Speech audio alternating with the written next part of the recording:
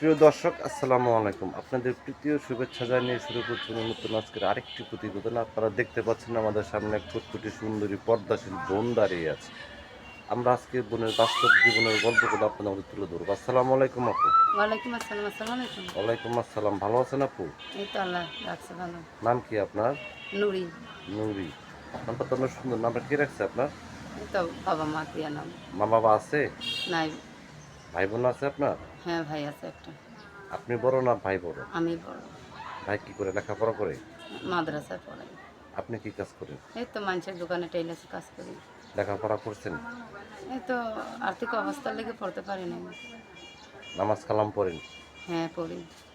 ইউটিউবে কেন আসছেন বোন? আসছে একটা ভালো মনের মানুষের জন্য, যে আমার পাশে থাকবে, আমার ভাত কাপড়ের দায়িত্ব নেবে।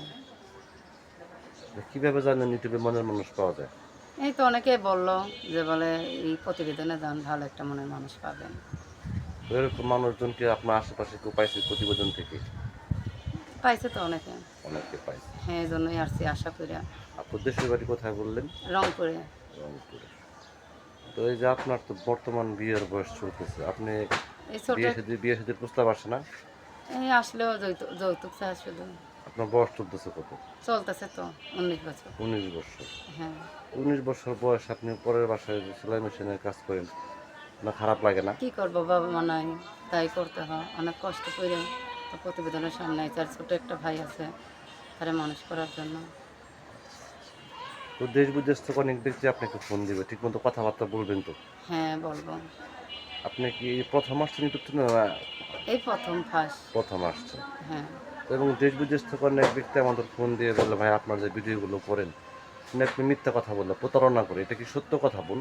এটা জানি না, কিন্তু সব মেয়ে এক না, ভালো মন্দ আছে। হাতের 5টা আঙ্গুল যেমন সমান না, তেমন সবটা মেয়ে এক না।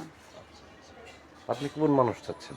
আমি চাই যেরকমই হোক, শুধু সে আমার পাশে থাকে, আমার ভাত কাপড়ের দায়িত্ব নেবে, 5 ওয়াক্ত যাতে নামাজ পড়তে পারি, এইটা চাই।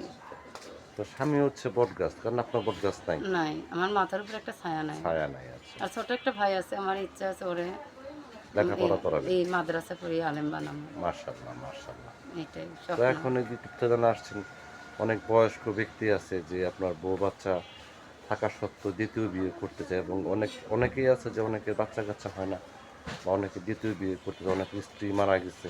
যদি এরকম কোনো ব্যক্তি প্রবাস থেকে আপনাকে ফোন দিয়ে বলে যে, নুরি আমি তোমাকে ভালোবাসি, আমি বিয়ে করতে চাই, আপনি কি রাজি হবেন? হ্যাঁ যেরকমই হোক, শুধু আমার পাশে থাকলে, আমার দুঃখে সুখে আমি ওরকম একটা মানুষ চাই।